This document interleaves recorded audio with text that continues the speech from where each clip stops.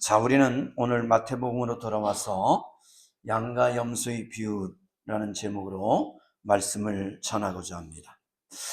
자, 본문은 예수 그리스도께서 재림하실 때 심판의 모습을 보여주고 있습니다. 심판 때 모든 사람들은 양과 염소로 엄격하게 구분되는 것을 볼 수가 있습니다. 여기서 양과 염소란 성도와 불신자를 가리키게 됩니다. 그래서 이 양은 어디에 들어가요? 46절에 보니까 영생에 들어가고, 염소는 어떻게 돼요? 영벌에 들어가게 된다라고 성경은 말씀하고 있습니다. 본문에서 염소는 전혀 예수를 모르는 그런 불신자들을 가르치는 것이 아니라는 것을 우리가 알 수가 있습니다. 예수를 믿는다고 하면서도 하나님의 뜻대로 살아가지 않은 일명 가짜 그리스도인들을 지칭하고 있다. 거짓 그리스도인들을 지칭하고 있다라는 것입니다. 우리가 성경의 말씀을 가만히 보면 이 바리새인과 서기관들, 그리고 이 유대인들을 향해서 주님께서 책망하는 그런 내용들을 볼 수가 있어요. 이 유대인들은 전혀 하나님을 모르는 사람들이 아닙니다. 나름대로 하나님을 잘 믿는다고 말하는 사람들이죠. 특별히 서기관과 바리새인들은 이 유대인들 중에서도 뭐예요? 종교적인 지도자들이에요. 그럼에도 불구하고 하나님은 그들을 향해서 엄중하게 책망하고 그리고 질책하는 것을 우리가 마태복음 23장에서 볼 수 있습니다. 그래서 성경 말씀은 아예 성경을 모르는 사람들은 이미 뭐한 거예요? 제껴놓은 거예요. 그들은 이미 지옥 자식으로 제껴놓은 거고, 그리고 이 말씀은 하나님을 믿는다 하면서도 뭐예요? 거짓으로, 가짜로, 내 마음대로, 내 생각대로, 내 뜻대로, 정녕 하나님 말씀대로가 아니라 내 생각대로 그 믿음을 가진 자들에게 주님은 정녕 책망하고 있는 것을 볼 수가 있다라는 것이죠. 그래서 여기서 나오는 이 염소는 전혀 하나님을 모르는 불신자들이 아니라 하나님을 안다 하면서도 거짓으로 가짜 그리스도인들을 지칭하고 있다라는 것을 먼저 우리가 깨달으며 말씀을 듣길 바랍니다. 그러면 오늘 본문이 주는 교훈이 무엇이냐는 거예요. 이 양과 염소의 비유를 통해서 우리에게 주시는 교훈이 뭔가, 말씀을 통해서 나는 과연 양인가 아니면 염소인가를 판단하는 그런 시간이 되길 바랍니다. 그럼 오늘 본문에서 주는 교훈은 뭐냐? 첫째로 사랑을 실천하라는 거예요. 따라합시다. 사랑을 실천하라. 자, 성경은 구약 몇 권이죠? 구약 몇 권으로 되어 있어요? 39권. 그 다음에 신약 27권. 그래서 전체 몇 권입니까? 66권으로 되어 있습니다. 자, 이것을 요약하면 뭐로 요약할 수 있어요? 십계명으로 요약해 볼 수 있다는 것이죠. 그러면 이 십계명은 하나님 또 요약하면 두 개의 계명으로 요약할 수 있는데, 하나님 사랑 또한 이웃 사랑으로 요약해 볼 수가 있다라는 거죠. 마태복음 22장에 보면 율법사가 예수님께 와서 묻습니다. 율법 중에서 가장 큰 계명이 무엇입니까? 라고 물어요. 그때 예수님께서 뭐라고 대답하시죠? 첫째 계명은 하나님을 사랑하시는 것이요, 둘째 계명은 내 이웃을 내 몸과 같이 사랑하는 것이다. 그렇게 말씀하면서 정녕 하나님 말씀은 하나님 사랑, 이웃 사랑, 이렇게 두 가지로 요약할 수 있다라고 말합니다. 그러면 이 하나님 사랑과 이웃 사랑의 공통분모는 뭐예요? 공통분모. 그거는 한 단어로 말한다면 뭐라고 말할 수 있습니까? 사랑이죠. 사랑. 그래서 우리가 요한일서 4장 16절에 보면 하나님은 뭐이시라? 사랑이시라. 그렇게 말씀하고 있습니다. 그래요. 하나님 자체가 사랑이시라는 거예요. 그래서 하나님이 가장 큰 사랑은 뭐냐? 독생자 예수 그리스도를 이 땅에 보내셔서 죄인된 우리를 위해 십자가에 못 박아 피 흘리시고 우리 죄를 속죄하신 것, 사흘 만에 부활하게 하셔서 우리에게 새 생명, 영생을 주신 것. 그래서 하나님을 아버지라 부를 수 있는 그 엄청난 특혜와 특권을 주신 것. 이것이 뭐예요? 이것이 사랑이죠. 이것이 사랑이에요. 자, 그래서 성경의 핵심이 뭐냐? 예수 믿고 그리고 구원받은 성도들은 그냥 예수 믿고 구원받았으면 거기서 끝이 아니라 예수 믿고 구원받았으면 내가 받은 그 구원의 은혜, 그 하나님의 엄청난 사랑, 이것을 뭐하며 살라는 거예요? 실천하며 살라라는 거예요. 사랑을 베풀고 나누며 살아가라는 거예요. 부모가 자식을 사랑하는 것은 내가 나의 부모에게 또 뭐를 받았기 때문에, 사랑을 받았기 때문에 내 자녀들을 그렇게 또 사랑하며 키워가는 거예요. 참 희한하죠? 내가 사랑을 많이 받은 사람은 사랑을 뭐예요? 많이 베풀고 나눠줘요.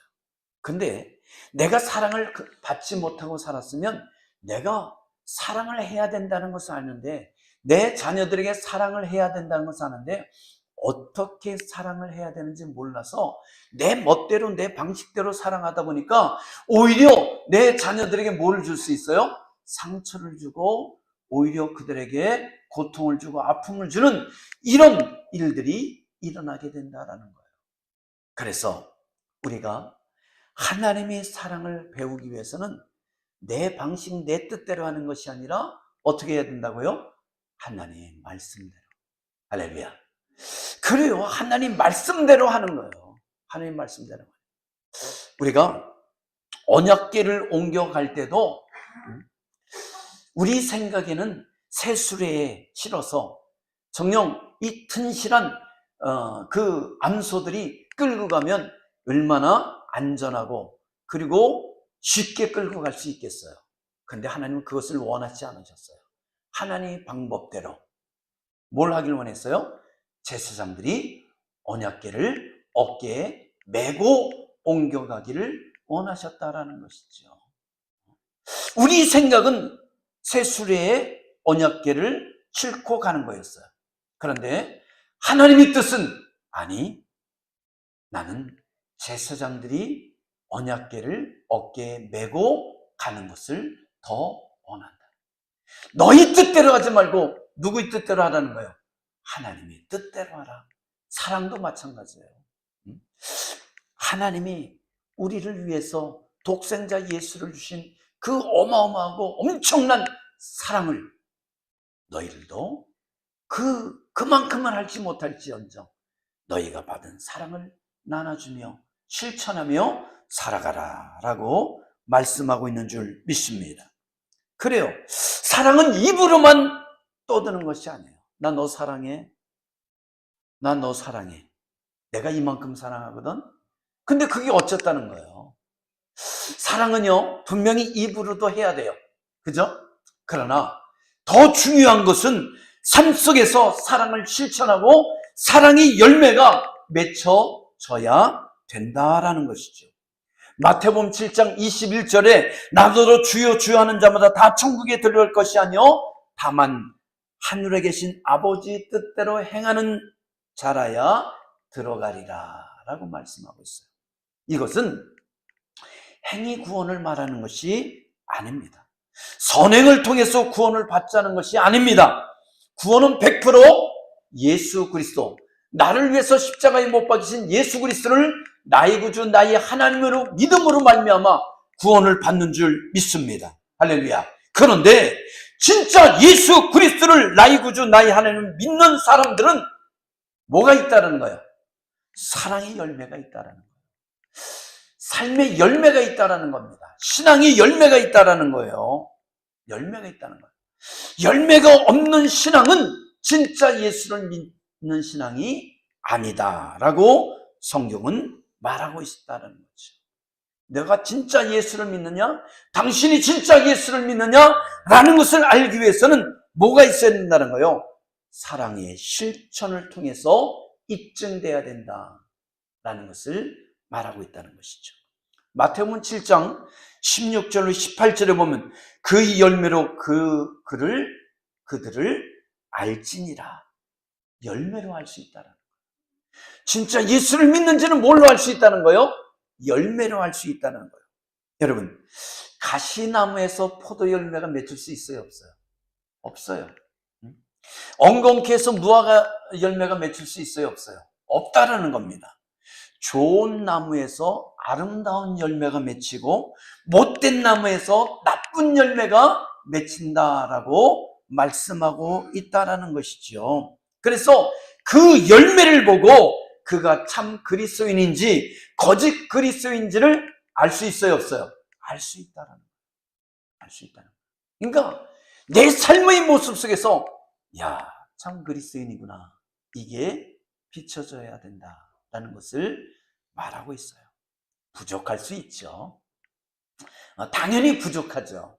그러나 내가 예수를 믿지 않을 때와 예수를 믿을 때는 분명히 뭐예요? 차이가 있다라는 거예요. 그래서 에베소 5장에 뭐라고 말하고 있습니까? 전에는 내가 어둠에 거하였는데 이제는 빛이라, 빛의 자녀답게 행하라 라고 말하잖아요. 그래서 빛의 열매는 뭐라고 말하고 있습니까? 모든 참 착함과 의로움과 진실됨이라 라고 말씀하고 있어요. 빛의 열매라는 것이죠. 그렇습니다. 그래서 그리스도인들은 정녕 내가 예수를 믿는다면, 내가 포도나무라면 포도 열매가 맺히듯이 내가 그리스도인이라면 그리스도의 열매가 맺혀지게 된다라는 것이에요. 4세기에 성인으로 불렸던 성 마틴이 있습니다. 마틴은 젊은 시절에 군인이었어요. 이 337년 프랑스 북부의 아미엥에서 지내던 어느 추운 겨울날 그는 거의 벌거벗은 채 추위에 떨면서 성문에서 구걸을 하고 있는 한 거지를 보게 됩니다. 도움을 주고 싶은데 아무것도 그는 가진 게 없었습니다. 그래서 그는 말에서 내려와서 자기가 걸치고 있는 군복의 망토를 칼을 뽑아서 반으로 잘라버립니다. 그리고 반은 자기가 걸치고 있고 반은 그 거지에게 입혀 주었어요. 그리고 그는 다시 말을 타고 묘히 자기의 길을 갔습니다. 그날 밤 이 마틴이 잠을 자다가 꿈속에서 예수님을 보게 되었습니다. 근데 예수님이 천사들을 쭉 둘러앉혀 놓고 얘기를 하고 있는 거예요. 근데 그 예수님이 무엇을 보니까 자기가 낮에 거지에게 주었던 그 망토를 걸치고 있는 것이요, 반쪽짜리 망토를 걸치고 있는 것이었어요. 그러면서 천사들에게 말합니다. 마틴이 오늘 추운 날 낮에 나에게 주었던 망토야. 그러면서 뭐 하는 거예요? 사랑을 하더라는 거예요. 그때 이 마틴은 깨달았다고 합니다. 정녕 오늘 마태복음 25장 36절의 말씀처럼 벌벗은 자에게 옷을 입히는 것이 바로 나에게 한 것이다. 이 말씀이 그 마음을 때린 거예요. 감동시킨 거예요. 그래, 내가 거지 하나에게, 벌벗은 자에게, 굶주린 자에게 먹을 것을 나눠주고, 목마른 자에게 마실 것을 주고, 벌벗은 자에게 정녕 옷을 입혀준 것이 바로 누구에게 한 것이라고요? 주님께 한 것이라는 것을 깨닫게 되었다는 거예요. 그래서 그는 이 군인의 삶을 접어먹고 그리고 수도원에 가서 정녕 이 사제로서의 길을 걷기 시작했다라고 말하고 있습니다. 그래요. 그래서 이후에 그는 성인으로서 그렇게 추대를 받기도 했지요. 그리고 지금은 독일에서는 11월 11일에 성마틴을 기념하는 등불 행진을 하고 있다고 합니다. 추운 겨울에 따스한 사랑을 나누어 주었던 마틴의 사랑을 노래하면서 아이들이 등불을 들고 동네를 뭐하는 거예요? 행진하고 있는 것이죠. 다시 말해서 마틴의 이 작은 실천이 정녕 벌벗은 거지에게 나눠준 이 망토가 그것이 귀한 열매가 되었다라는 것이에요. 여러분, 사랑은 분명히 입으로도 하는 것이죠. 그러나 그것은 뭘로 나타내야 돼요? 삶을 통해서 나타내야 된다라는 것을 말해주는, 실천해야 된다는 교훈을 말하고 있습니다. 여러분, 예수 그리스도를 믿습니까? 예수 그리스도를 믿습니까? 그러면 삶 속에서 뭘 해야 된다는 거예요? 사랑을 실천해야 된다는 거예요. 사랑에는 뭐가 있어요? 열매가 있어요. 우리가 살아간 모든 삶의 행동 속에는 뭐가 있어요? 열매가 있다는 거예요. 내가 그냥 말을 한다는 그 자녀를 사랑으로, 지극정성으로 키웠어요. 그러면 그 자식으로 인해서 속을 썩기도 하고 눈물을 흘리기도 하고 정녕 가슴을 두드려야 되는 그런 삶을 살지만 한 해, 이태, 3해 세월이 흐르고 나서 성장하고 나면 그 자식이 어느덧 뭐가 되었어요? 어엿한 성인이 되었을 때 그 사랑을 먹고 자란 그 자녀는 정녕 또한 내가 받은 그 엄청난 사랑을 나눠줄 수 있는 그런 자로 성장해 있다는 것을 보게 된다는 것이에요. 그러나 잘못된 것을 먹고 자란 자녀들은 성인이 되어서 세상에 누를 끼치고 폐악질하고 정녕 이 세상에 썩은 냄새를 풍기는 그런 자로 되어 있다는 것을 알 수가 있잖아요. 여러분, 내가 베푼 사랑은 뭐가 되어서요? 분명히 열매가 되어서 나타난다는 것을 깨닫길 바랍니다. 그래서 믿음의 사람들은 어떻게 해야 됩니까? 오늘 35절로 36절처럼 줄인 자에게 먹을 것을 주고 목마른 자에게 마실 것을 주며 나그네를 영접하고 헐벗은 자에게 옷을 입히며 병든 자와 옥에 갇힌 자들을 돌볼 수 있는 그런 작은 손길이 돼야 된다. 내 주위에 지극히 작은 자에게 나눠주는 사랑이 바로 주님 앞에 하는 것이다 라는 것을 오늘 성경은 말씀하고 있다는 거예요. 그래서 우리 광민의 성도들은 작은 자에게, 지극히 작은 자에게 사랑을 실천하는 그런 손길이 되길 주님으로 축원합니다. 축원합니다. 두 번째는 이 양과 염소의 비유에서 주는 교훈은 뭐냐? 겸손하게 선행을 행하라는 거예요. 뭐하게 하라고요? 겸손하게 선행을 행하라. 자, 오른편의 양은 예수 믿고 구원받은 의인들을 말합니다. 정녕 나는 주여 주여만한 그런 사람들이 아니다. 이 의인들은 사랑의 실천을 통해서 뭐한 사람들? 입증받은 사람들이다 라는 것을 말해주고 있어요. 그래서 34절에 보니까 34절 한번 읽어볼까요? 34절 시작. 그때 임금이 그 오른편에 있는 자들이 이르되 내 아버지께 복받을 자들이여 나와 창세로부터 너희를 위하여 예비된 나라를 상속받으라. 예수 믿고 구원받은 사람들은 하나님께 뭐를 받은 사람들이라고요? 복받은 사람들이에요. 그리고 이들은 창세로부터 예비된 하늘나라를 뭘 받을 자입니까? 상속받을 사람들이다 라고 분명히 성경은 확신 있게 말하고 있다라는 것이지요. 그래요. 그래서 예수 믿고 구원받은 사람들은 이미 뭘 받은 거예요? 하늘나라를, 천국을 상속받은 자들이다 라는 그런 믿음으로 살아가길 바랍니다. 우리는 지금 이 작은 천국에 살고 있어요. 하지만 우리가 가야 될 천국은 아직 아니라는 것을, 아직 가 있지 않다는 것을 우리는 깨닫기를 바랍니다. 이미 우리는 예수를 믿고 구원을 받았지만 아직 뭐예요? 아직은 아니에요. 아직 우리가 영화에 이를 때까지 우리는 끊임없이 신앙의 전진을 이루어 가야 된다는 것을 우리는 분명히 알아야 될 줄 믿습니다. 그래요.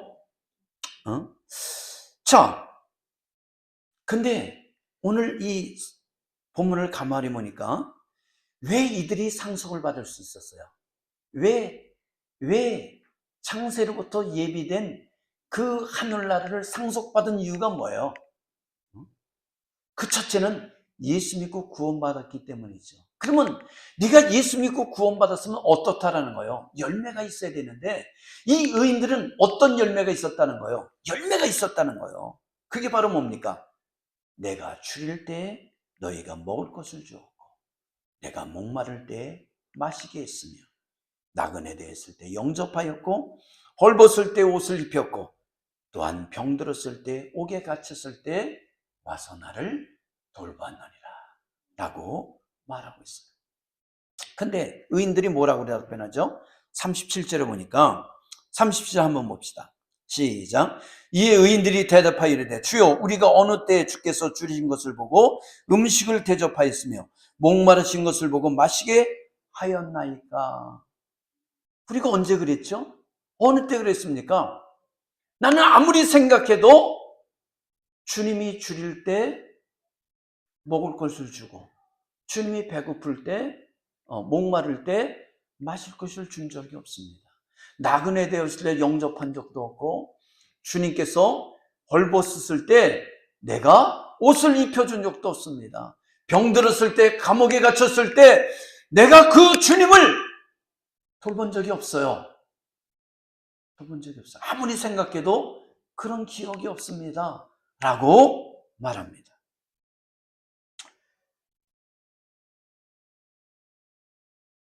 그때 주님께서 뭐라고 답변하시죠? 뭐라고 답변하십니까? 자, 40절 봅니다. 40절 시작. 임금이 대답하여 이르시되 내가 진실로 너희에게 이르노니 너희가 여기 형제 중에 지극히 작은 자 하나에게 한 것이 곧 누구에게 한 것이라? 내게 한 것이라. 그래. 우리가 주님 앞에 주님이 굶주릴 이유가 있어요, 없어요? 만왕의 왕께서 굶주릴 이유가 있어요, 없어요? 없지요. 만주의 주께서 헐벗을 이유가 있습니까, 없습니까? 없지요. 정령 전능하신 하느님께서 아쉬울 것이 있어요, 없어요? 없어요. 우리에게 정령 아쉬워서 손 내밀으십니까? 아니요. 주님은 그 엄청난 곳간에서 우리가 주 앞에 간구하는 것에 얼마든지 풍성하게 넉넉하게 채워줄 수 있는 분이시라는 것을 우리는 깨닫길 바랍니다. 하나님은 전혀 아쉬울 것이 없어요. 근데 그분이 뭐라고 말씀하시죠?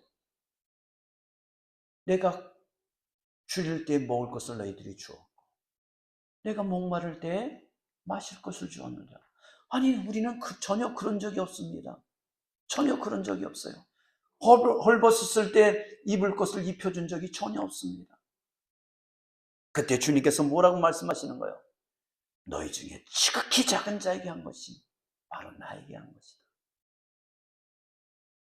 주님은 그런 것을 받을 이유가 없습니다.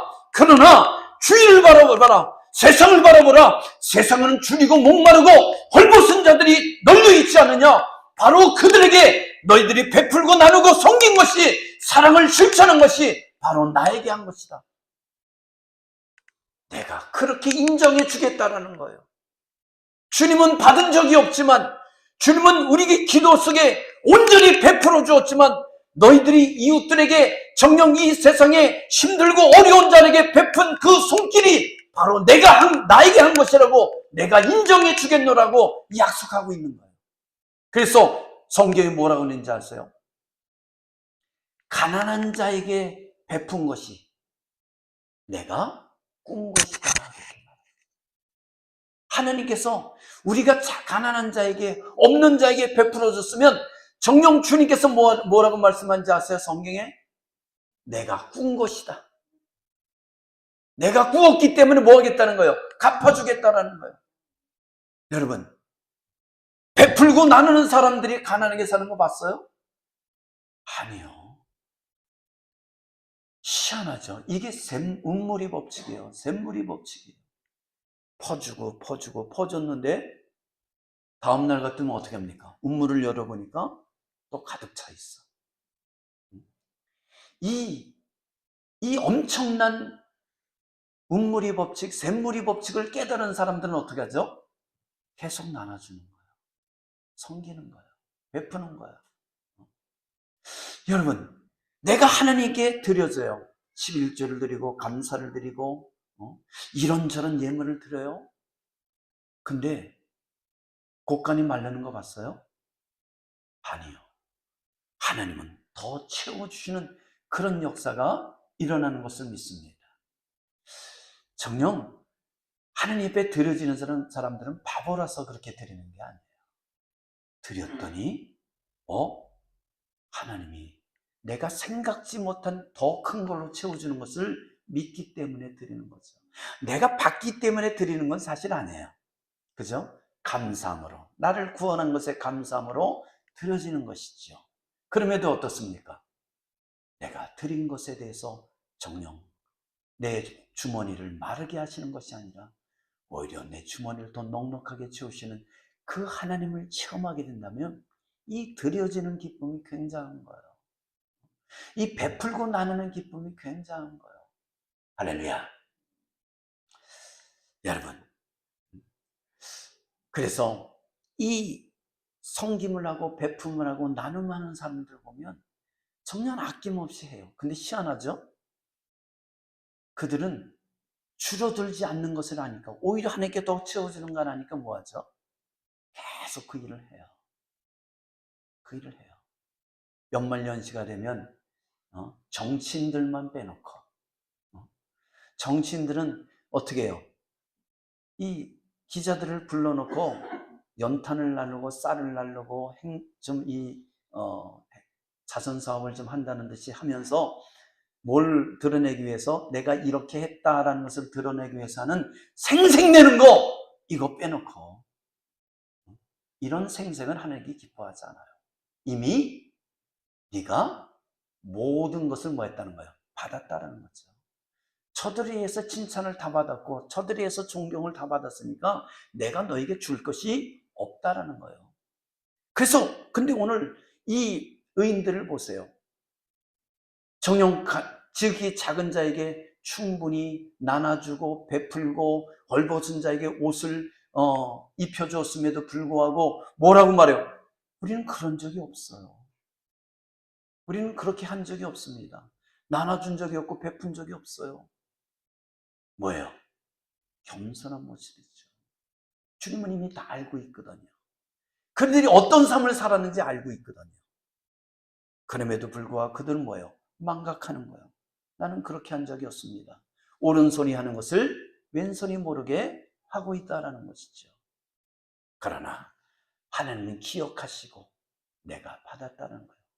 마치 마틴이 그 헐벗은 거지에게 망토를 반으로 잘라서 입혀주었을 때 주님께서 뭐예요? 그것을 받으신 것처럼 정녕 주님은 지극히 작은 자에게 한 것을 당신이 받은 것처럼 그렇게 여기신다는 것을 깨닫길 바랍니다. 근데 그런 선행은, 그런 사랑의 실천은 오늘 의인들처럼 뭐라는 거예요? 겸손하게. 나는 그렇게 한 적이 없는데요. 나는 베푼 것이 없는데요. 그건 당연한 거 아니에요? 라는 마음으로 할 때 하나님께서 더 기뻐하는 줄 믿습니다. 그래요. 근데 오늘 41절을 봅니다. 41절에 보면 왼편에 있는 자들이 있어요. 한번 읽어볼까요? 시작. 또 왼편에 있는 자들에게 이르시되 저주를 받는 자들아 나를 떠나 마귀와 그 사자들을 위하여 예비된 영원한 물에 뭐하라? 들어가라. 이 왼편에 있는 자들은 뭐라고 지칭하고 있어요? 염소라고 말하고 있습니다. 다시 말해서 불신자들이죠. 하나님을 믿는다면서도 사실은 거짓 그리스도인들을 지칭하고 있습니다. 정녕 그들은 어떻게 한다는 거예요? 저주를 받은 자들이라는 거예요. 뿐만 아니라 마귀와 그 사자들 위해서 예비된 영원한 불에 들어갈 자들이다 라고 말씀하고 있습니다.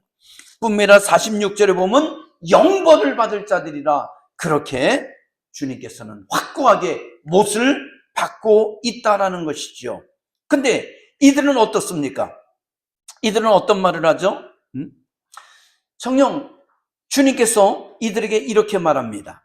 내가 줄일 때 너희가 먹을 것을 주지 않았고, 목마를 때 마실 것을 주지 않았고, 나그네 되었을 영접하지 않았고, 헐벗을 때 옷을 입히지 않았다. 병들고 옥에 갇혔을 때 나를 돌아보지 않았다라고 말합니다.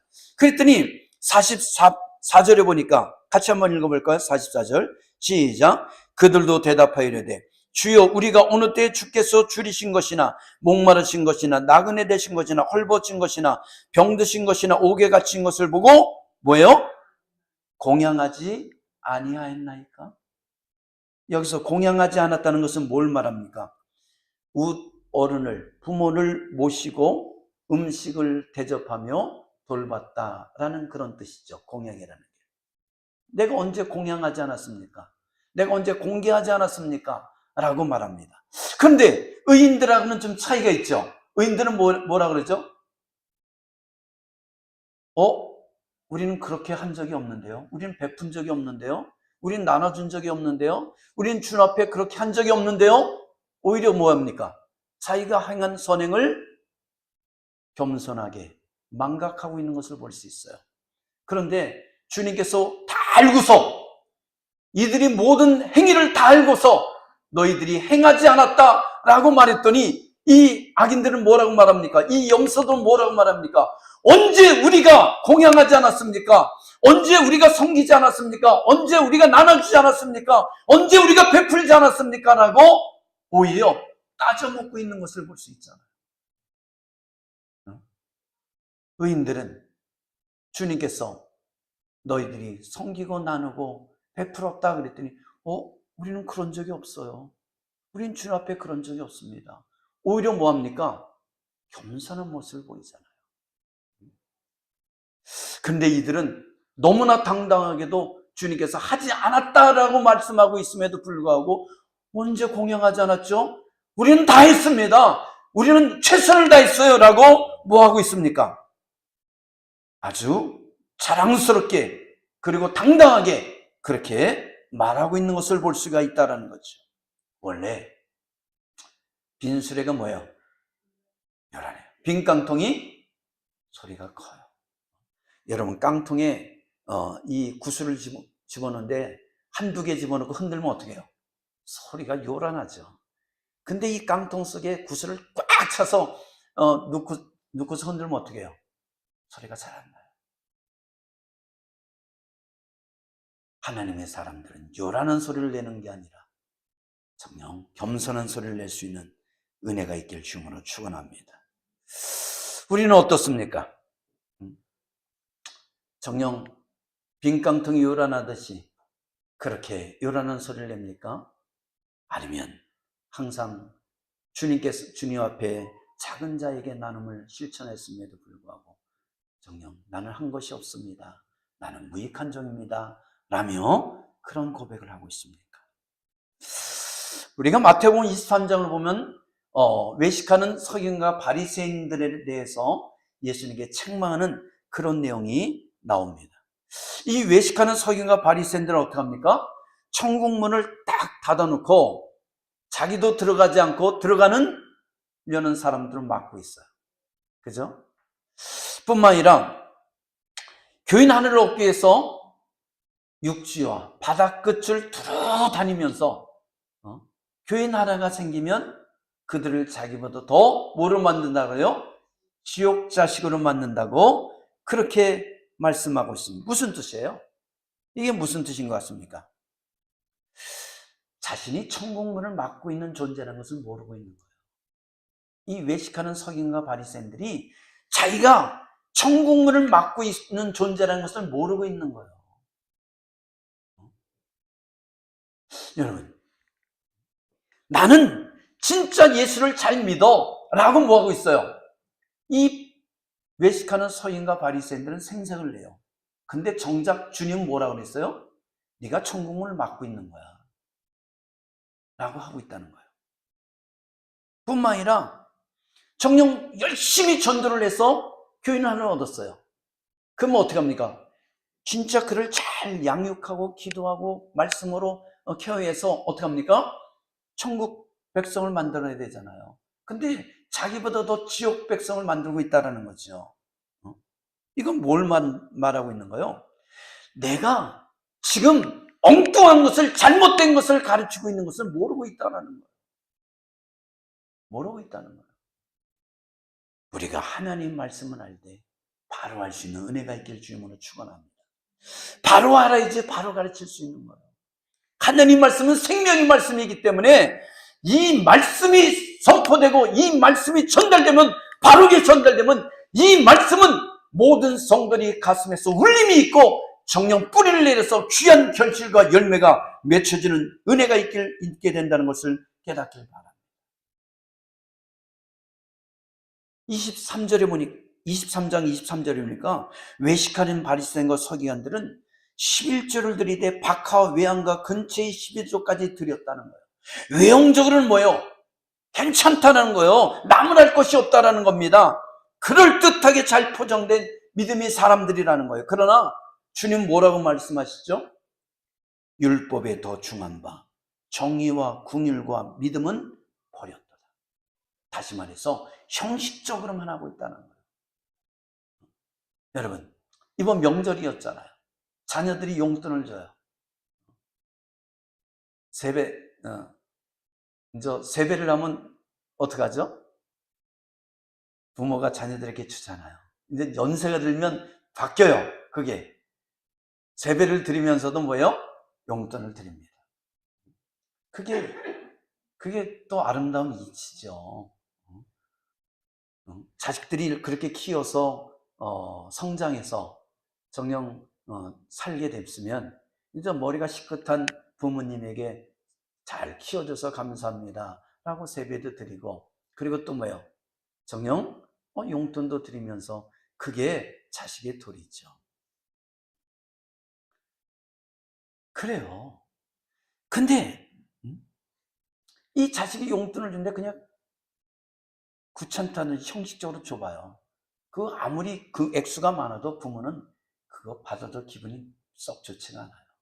근데 자녀가 진실된 마음으로 나를 키워주시고 이렇게 성장시켜 감사합니다 그러면서 적지만 마음을 다해서 드리면 그 부모는 어떻죠? 대견한 거예요.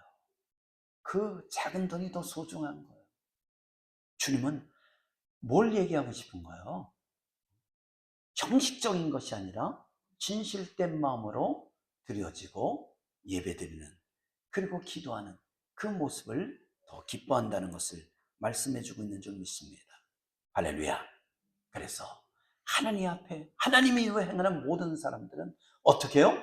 겸손하게 마음을 다해서, 뜻을 다해서, 목숨을 다해서 할 때 그것을 더 귀하게 여기시고 더 축복하는 은혜가 있게 될 줄 믿습니다. 끝으로는 뭐예요? 양과 염소의 비유는 심판의 주로 주님은 오신다는 거예요. 31절에 보니까, 31절 한번 읽어볼까요? 31절 시작. 인자가 자기 영광으로 모든 천사와 함께 올 때에 자기 영광의 보좌에 앉으리니, 인자가 자기 영광으로 모든 천사들과 올 때에, 이건 뭘 말하는 거예요? 예수님께서 재림하신다는 것을 지칭하죠. 초림하신 예수님은 뭐로 오셨어요? 구원해 주러 오셨죠. 우리를 구원하기 위해서 오셨어요. 우리 죄를 대속하기 위해서 십자가에 못 박기 위해서 이 땅에 오셨어요. 그리고 사흘 만에 부활하심을 우리에게 새 생명과 영생을 주셨어요. 할렐루야. 부활승천하신 예수님은 이제 재림이 주러 오실 때는 뭐로 오신다는 거예요? 심판 주러 오신다는 것을 우리가 명심해야 될 줄 믿습니다. 자, 34절에 오른편의 양들은 예수 그리스도를 믿고 구원받은 의인들은 하나님 아버지께 복을 받을 자들입니다. 그들은 창세로부터 예비된 뭐를 받는다고 했어요? 하나님 나라를 상속받게 된다라고 말하고 있어요. 46절에 보니까 의인들은 어디에 들어가요? 그래서 영원한 생명에 들어간다. 영원한 생명. 하나님과 더불어 영원한 축복의 자리에 거하게 된다. 거기는 뭐가 없다 그랬어요? 죽음도 눈물도 슬픔도 없는, 그리고 질병도 없는 그런 평안한 곳이다. 영원한 안락이 있는 곳이다 라고 말씀하고 있잖아요. 그러나 41절에 보니까 왼편의 염소든 예수 그리스도를 믿지 않은 자들은 마귀와 그 사자들 위해 예비된 영원한 불못, 거기에 들어갈 것이다. 그리고 46절에 보니까 아기들은 뭐를 받는다고 그랬어요? 영벌을 받게 될 거예요. 영원한 벌. 여러분, 벌을 받는데 그 벌은 무슨 벌이라는 거예요? 영원한 벌이라는 거예요. 야, 이 영원한 벌.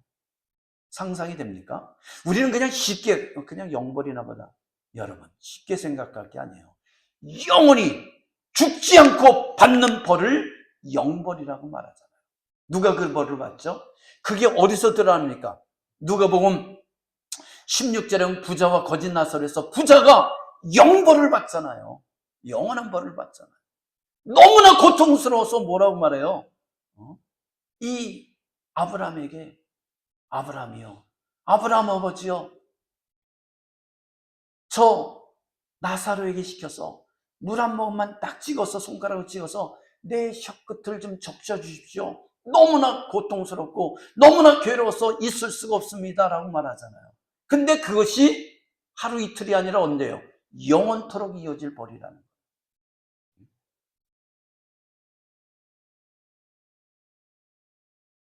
그러기에 정녕 우리는 영생이 있고 영벌이 있다는 것을 아시길 바랍니다. 심판주로 오시는 주님께서 정녕 양들에게는 영생을, 염소에게는 어디요? 영벌을 주신다는 거예요. 우리는 왼편에 속한 염소들이 아니라 오른편에 속한 양들이 될 수 있는 은혜가 있기를 주님으로 축원합니다. 그래서 영벌에 가는 것이 아니라 영생에서 하나님과 더불어 하나님의 그 은혜의 품 안에서 영원한 평안과 복락을 누리는 은혜가 있기를 주님으로 축원합니다. 축원합니다. 기도합니다.